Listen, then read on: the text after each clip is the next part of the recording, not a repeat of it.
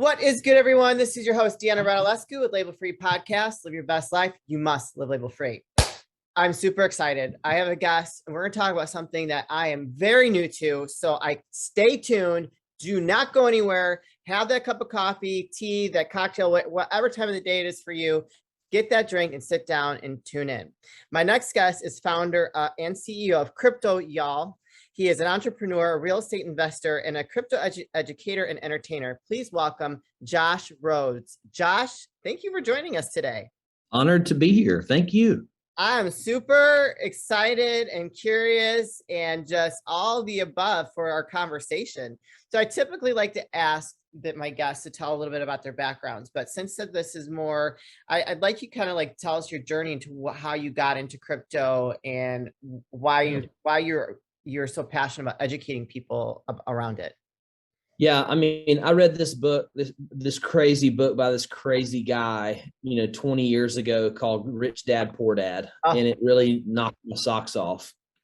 And Robert Kiyosaki is the author and famous real estate and finance, coach. And it really knocked down a lot of walls for me internally.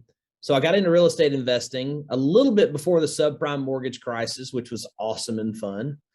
I was literally putting a for sale sign in the yard when Bear Stearns went under, which was like the first domino of the whole mortgage crisis. Funny story there if we have time, but on how I actually sold that house. But the real estate investing taught me about asset classes and I guess some of the secret underlying wealth building opportunities that we as Westerners have with property ownership. Mm-hmm. And then I wish I had this really sexy romantic story about how I got into crypto, but unfortunately I get into crypto a lot the same way that a lot of people did. I saw a FOMO headline somewhere about somebody making money in 2017. And I was like, okay, well, I'll buy some. So I bought some Bitcoin, I bought some Ethereum, and it was kind of like a gateway drug. Fortunately, it was the good thing. And this is an awesome emerging asset class that is really, I believe, the scaffolding of our future society, honestly, much like the internet was 30, 40 years ago when it was first, rolled out. So that's kind of how I got into it. Now I'm a full-time crypto geek and love doing it and helping other people who are crypto curious. So first time I heard about crypto, I was at my first job after my my second job after my late husband passed away, and we were entrepreneurs. We had 5 businesses, did a fairly lot of business across the United States and in Canada.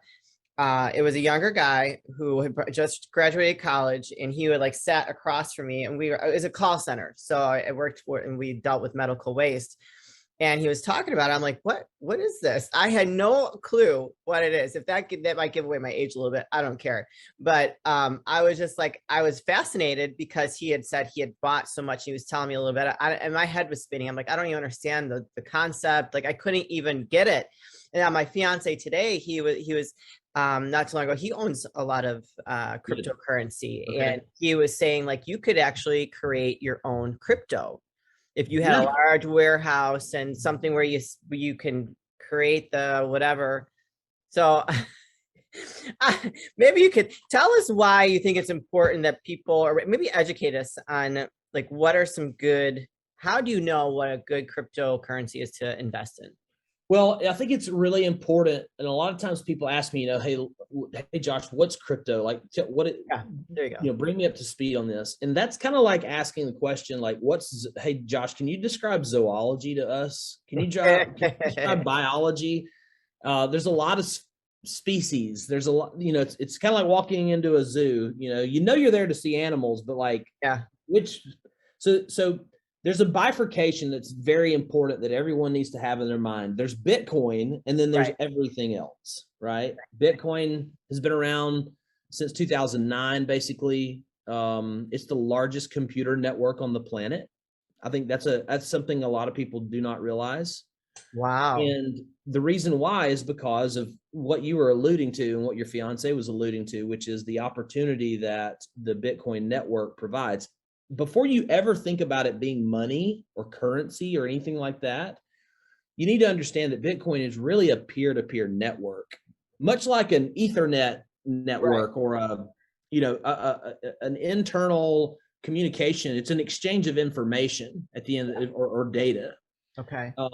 And it's built on what we call blockchain technology, which is like the railroad tracks of the thing, right?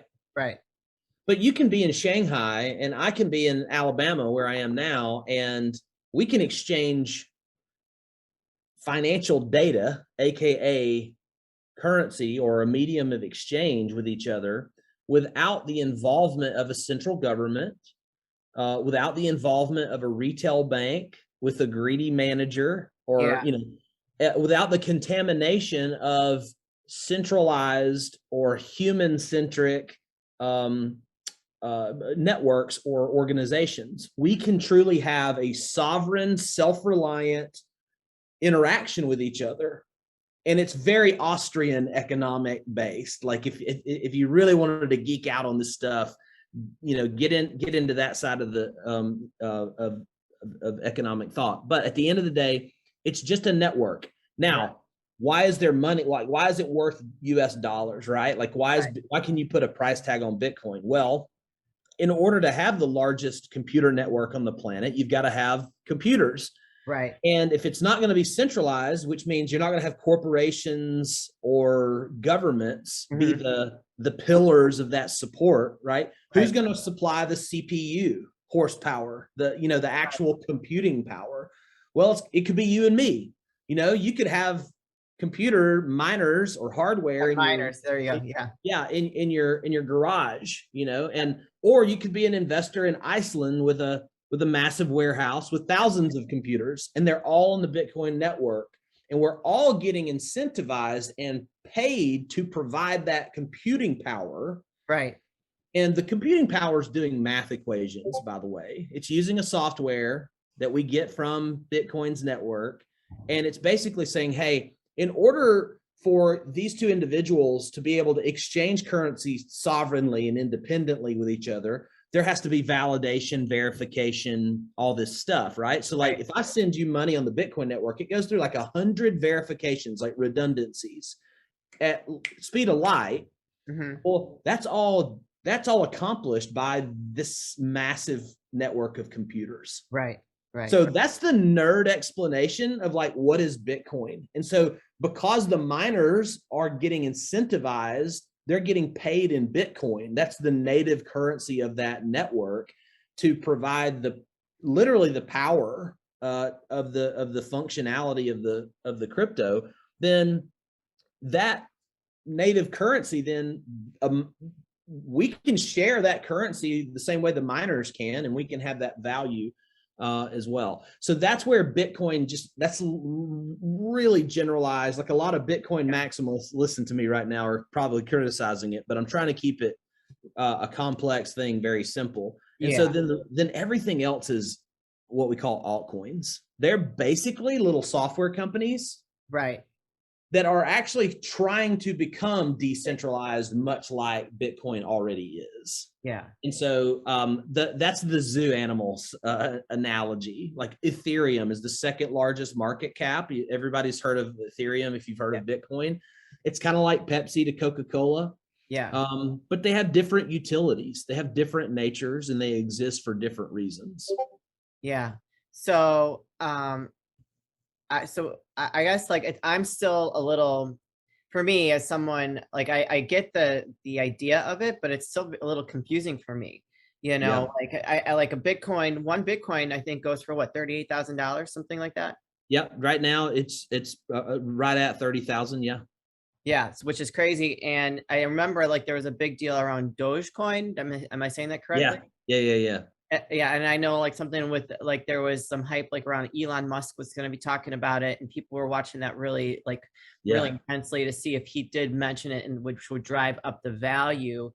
Or it was vice versa. I don't remember, but like just, and these are all, and so now from what I've heard is that if you do deal and pay or do something within that whole cryptocurrency, that there is the chance of getting scammed, because it's not, from what I understand, it's not traceable. So how does one prevent that?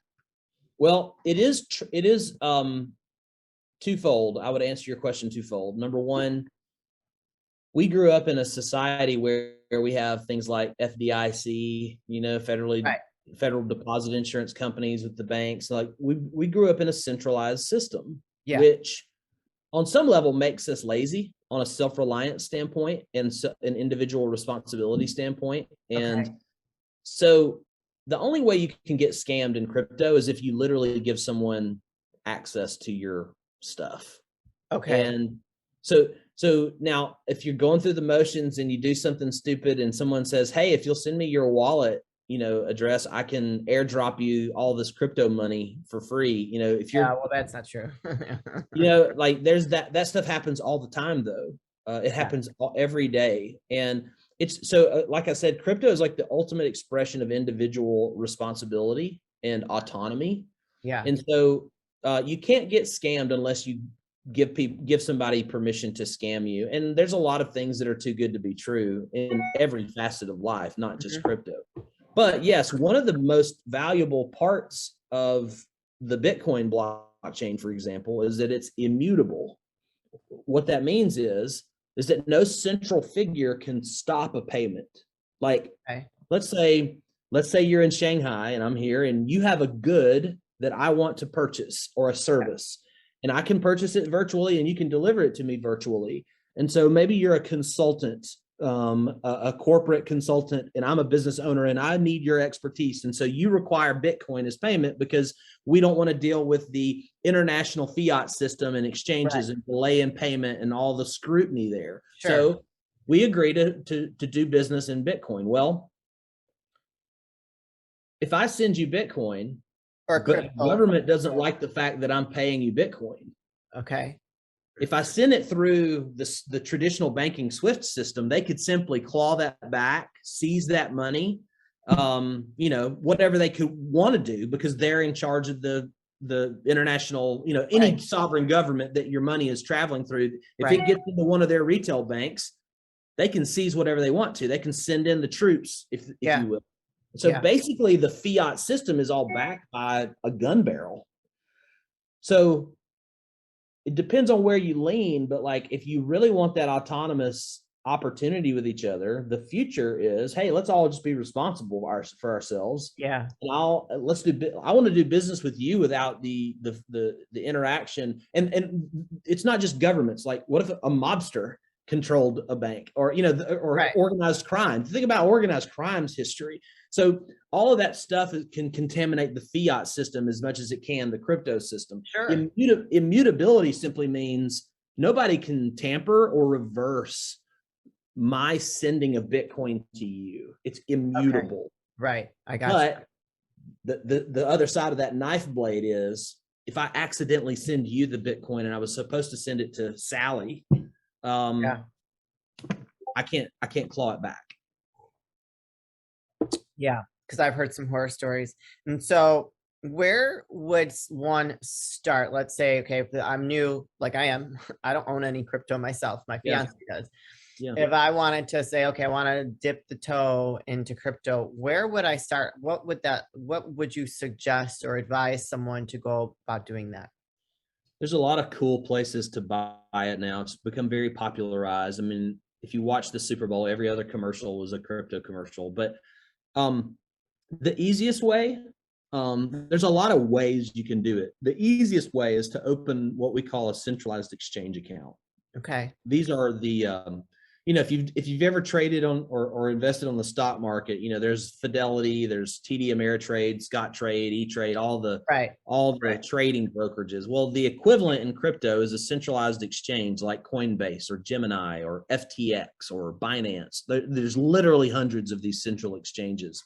And you simply connect your bank account, fund your centralized account with your fiat money. Okay. And they act as the exchange between fiat dollar, fiat currency, and cryptocurrency. And depending on which central exchange you go with, you just need to look at the catalog of cryptos that they offer. And if they have the one that you want, then you go buy it. So typically most people want to just go buy some Bitcoin and Ethereum. They're the two largest market caps. They They have proven utility, actual utility, as opposed to like Dogecoin, which is what we call a meme or a community coin. It's all hype, and eventually it doesn't have sustainability. So if you really kind of want to approach crypto investing like a Warren Buffett would, you got to look at the utility, like how is this thing going to actually save money or make money for a real world business or person? And that's what I'm looking for.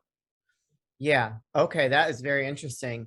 And so, I mean, I actually know that like here, I live in the suburbs of Chicago. There are some bars here locally that will accept crypto as payment for, Cool. Yeah. drinks or food or what have you. And that was probably like the first time I saw that. I was like, oh, wow, that's pretty cool. Yeah. You are starting to see that more and more on different websites and different, well, obviously locations where they're accepting cryptocurrency, which I find very fascinating. And now there are at least two, and possibly a third sovereign states or countries that are making Bitcoin their legal tender. El Salvador in 2021 made it their legal tender, and the Central Republic of Africa did this year, and then Panama has legislation up for grabs currently to do so.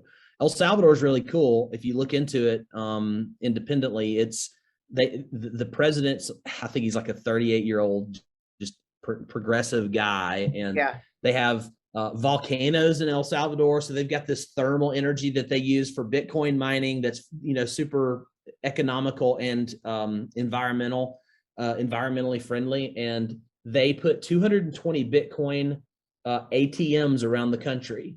And they gave every citizen $30 of Bitcoin if they would just simply download the national Bitcoin app. That's amazing. And to encourage adoption. And so you can go to the laundromat or to the bar or to the department store and use Bitcoin. And I think the stats, and you'll see mixed reviews in the media because there's a lot of media controlled by the old fiat institutions. But if you really dig under the lid, I want to say, and don't quote me on this, fact check me on this, but like, I think their GDP is up like 8 or 9% already since making this adoption. And it's simply because Bitcoin is what we call a hard money, or it's a harder money than government printed fiat dollars that can be watered down. Hey Dad, how you been? What's going on? Well, not too much. Spring cleaning time. Well, did you weed whack? Did you get the carpets cleaned? 'Cause I know Mom's all about that, so I want to make sure we're ready to go. Well, I got the gutters clean. That's about it. That's it? Well, when I said weed whack and all that and the carpet, I kind of meant like the Manscaped 4.0. It's a little more personal. I understand, yeah. Works awesome. Have you tried this? I have tried it and it works wonders. It really does. Yeah. Okay. This is pretty cool. And see, it comes with an LED light. And I understand it's waterproof. It is waterproof. It works well. I tried it.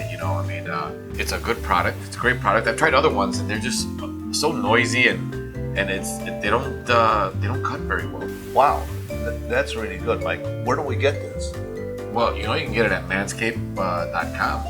And while you're at manscaped.com, you know that we got a code so we get it cheaper. Really? Yeah. What kind of a discount can we get? We can get it at label-free 20, and it gives you 20% off the product, and it gives us free shipping. And I've tried some of the other products there because they got these all new premier products. Like this here, it's a deodorant. Now, is it for underarm or other places, or I tried, but it's for the underarm. Okay, that's where it's at. And you can also get it at manscaped.com. Same code. We're using the code again.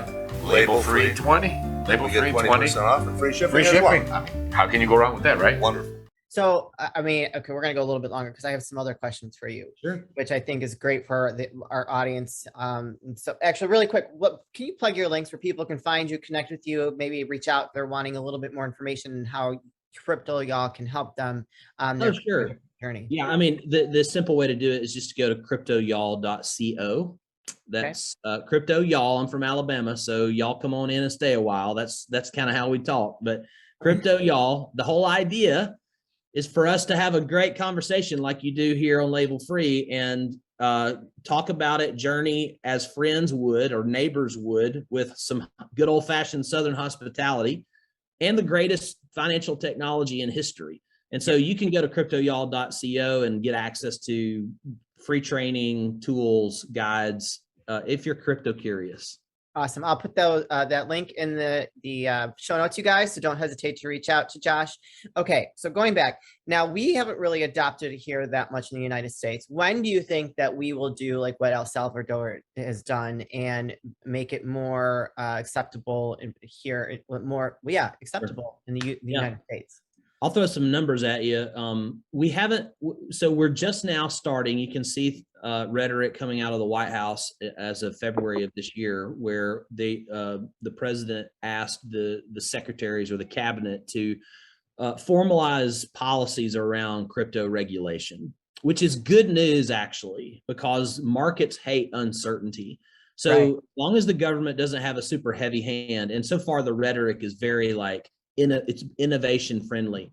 It's really funny in the United States because right now it's a bipartisan issue. Like Democrats and Republicans, they're fighting over who can be more pro Bitcoin. Really neat. And a lot of states there's a lot of state legislatures with a lot of bills on the floor or executive orders that have come through, to be able to pay taxes, state taxes or state services in Bitcoin. So it's a really cool thing. Like 20% of Americans have a crypto wallet so far. So if you're listening to this, that's not a lot though.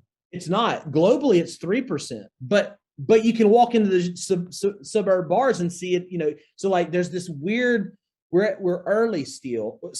Like if you're listening to this and you're like, man, I missed the boat. Well, you haven't missed the boat. Like there's so much wealth. We're basically at the beginning of a massive wealth transfer, not only in America, but globally. I'll take some of that.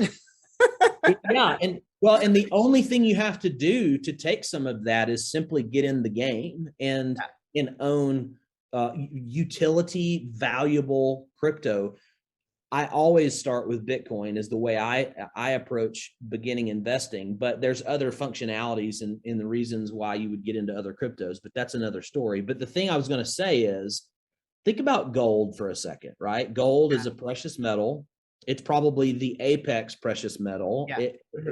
As a country, the United States was on the gold standard until 1971. Right. And gold has been around for thousands of years. Like it has a $10 trillion market cap. Well, crypto as a whole already has a $1.5 trillion market cap. As a matter of fact, it hit 3 trillion in 2021.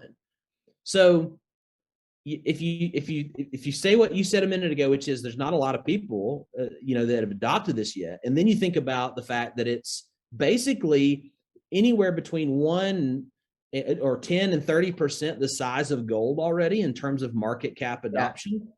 Wait till, the price of Bitcoin mathematically will have to be in the neighborhood of 500,000 to $1 million per Bitcoin by the time it matches gold's market cap. Yeah. And there will only ever be 21 million Bitcoin because that's the way the algorithm is designed and programmed, and no human can mess with that. No central entity can change that. It's kind of like a top that got it was spun and walked away. It's kind of self-sustaining now. That's amazing. Yeah. Okay, a couple more questions and I'll let you go. But how would a business owner, so let's say, okay, I've got a lot of entrepreneurs that watch the show that are in the audience, and a lot of them are probably listening like, how can I accept Bitcoin as payment for my services? So what would be the best way for them to set that up and say, hey, instead of paying me in US funds, you can pay in Bitcoin? How would they make that transaction safe and easy for their clients and for them? Well, I'll give you a tactical answer. Okay. That's all right. I got doggies. I'll give you a tactical answer and I'll give you a strategic answer. The tactical answer is payment processors like Stripe, for example, are starting to roll this out as an integration. Okay. So there's payment, gateways and exchanges that are going to make it easy from like a merchant point of sale perspective. Yeah. So that's just something to like be in the loop on, do your own research on. But there are a lot of point of sale vendors that are rolling that out. On another level, strategically, if you're a service provider or a vendor that wants to accept crypto, I would encourage you to accept it during bear markets or during correction or down markets. For example, let's say that I am a really good tailor. I make the best clothes in town, and you love my work, okay? And so, but like right now, we're in a bear market for crypto. The markets are down, massive corrections, prices are suppressed, economic uncertainty all around. Well, if you want to pay me in US dollars, great. It's $100 for this particular tailor service that I provide. But if I'm smart, I say, hey, instead of paying me $100, pay me $100 worth of Bitcoin. And so you give me $100 worth of Bitcoin, it's still worth $100, but in 6 months, in 4 months, in 2 years, my Bitcoin's going to go back up. And that's how a lot of businesses are creating bigger cash war chests, because they're taking this accretive asset instead of a US dollar, which is losing 15% of its purchase power every year because of inflation. And so tactically, look for merchant services that allow you to do that, and they'll just do all the coding and all the stuff on the back end for you and exchanging. And then strategically think about receiving payments in crypto during down markets. And then when the markets are high, don't do that, just revert back to US dollar. And it's basically like buying low and selling high. Yeah, well, right, and that's in my mind. I'm thinking, okay, so it's just like when the stock market's low, buy, not buy, and so and then just sit on it and for when it goes back up. So yeah, I get the idea behind it. So how would one know if it's a down market? Is there a way that they could easily follow the trends so that they would know, like, hey, this is a great time to be accepting Bitcoin, and then maybe hold off when it's high? Yeah, I would plug myself into a community of people. Like at Crypto Y'all, it's a big part of our ecosystem, is just like having a macroeconomic commentary. Like for every week for my cohort members, I do a monthly cohort with 15 people. It's very high touch, unlimited access. And I take them through a 4-week intensive on how to become a sophisticated retail crypto investor. And they get to stay in my community. And I do a weekly market commentary. I talk about the charts and things like that, but I also talk about like geopolitical conflicts and Federal Reserve and like economic macro stuff. And you don't have to be a nerd or a geek to get into that stuff. I'm country simple here. So like, we're just making sure that we are, being smart with our money. That's what you want to just find some folks that you trust with good commentary and follow them. You don't have to become a technical analyst or anything like that. Sure. 2 more questions and then I'll let you go. So what kind of impact do you think this is going to have on the federally regulated banking system? Because if crypto is going to become more stronger and going to be much more accepted, way of paying, I'm forgetting the terminology, how is that going to affect our banking system? Because I feel like that could ultimately crash that whole system if they don't find a way to accept that themselves. Yeah. I mean, it depends on how much of the Kool-Aid you drink. If you drink the Kool-Aid that I drink, there's a day where centralized retail banks are not needed. Yeah. And that's a very adversarial comment when it comes to, traditional banking systems. In the near term, though, they're embracing it. They're embracing a lot of it. You have Jamie Dimon, Chase Bank, all the too big to fail banks are getting involved in the metaverse, and they're making massive investments in crypto infrastructure. Like they're moving with it. They see it. They're not idiots. Fidelity Investments, they have $10 trillion of assets under management. I would encourage every one of your listeners. It's free. Google Fidelity Bitcoin First white paper. They released it. It was a bombshell release in February of 2022. It's a 21-page, just basically explanation of why Bitcoin is a superior form of money. Wow. Now, to your question, I don't think it's going to necessarily replace the US dollar, especially Bitcoin. Now, there may be other cryptos that come along that are better programmable money and currencies, but and some of those are things like Ripple or XRP is the ticker symbol there, Ethereum, etc. But I think what really Bitcoin is more of a digital gold. It's more of an asset class like real estate, insurance, Yeah. securities, businesses, gold, et cetera. The thing that's going to be interesting is the adoption and or creation of central bank digital currency, or CBDC. You'll see that in the headlines a lot more now that I've said it out loud. Central bank digital currencies, really, they threaten what we call stable coins, which are cryptocurrencies that are currently pegged to the US dollar. They don't go up and down in price. They just, Okay. it's literally like having a digital dollar that is sitting there, and you can convert it into whatever crypto you want to convert it into whenever you want to make that purchase. It's just different. And then you can take your stable coin and invest it in places that get 15%, 20% annual percentage yields, instead of letting it sit in your bank account and like make 20 cents a month or something. Yeah. Yeah. Wow. That's very interesting. One last question, Josh. What is your take on NFT? Non-fungible tokens are awesome. And I think that they are a symbol of ownership.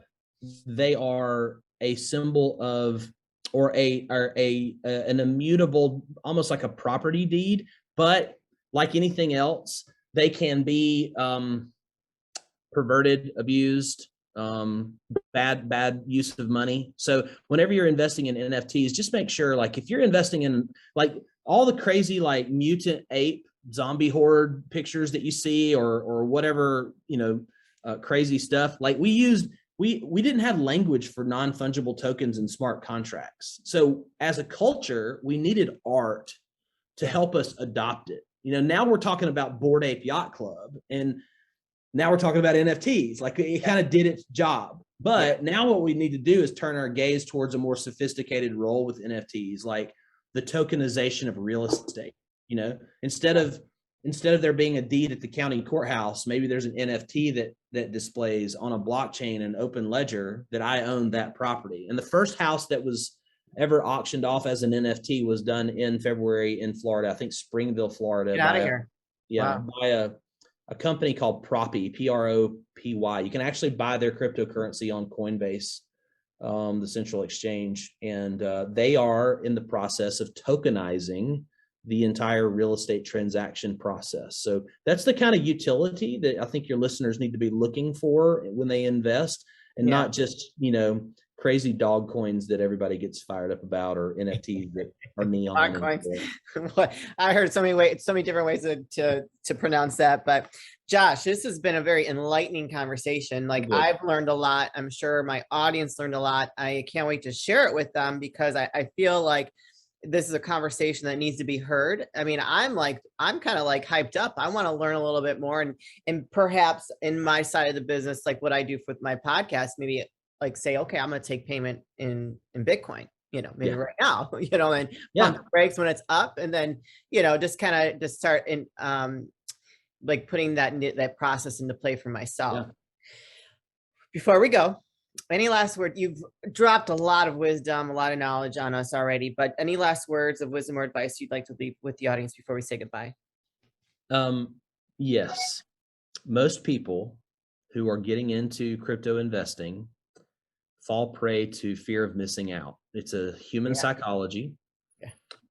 And make sure when you enter a market, whenever you make your first investment, that's what your cost basis is based around. That if you buy Bitcoin at $30,000 and it goes up to 60,000, your cost basis is 30,000 and you've doubled your money. Awesome. Congratulations. But if you hear the words in the headlines, or you see the actual, data that's saying, hey, Bitcoin all-time high, don't buy.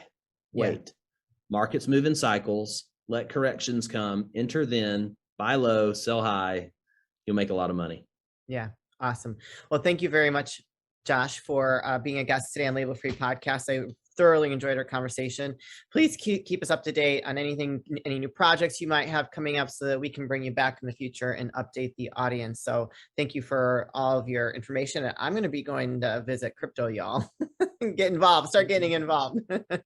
You guys, this is your host, Deanna Radulescu, Label Free Podcast. Live your best life. You must live label free. Please don't forget to comment, share, rate, review, follow, all those good things. And I'll be back soon with more dynamic guests.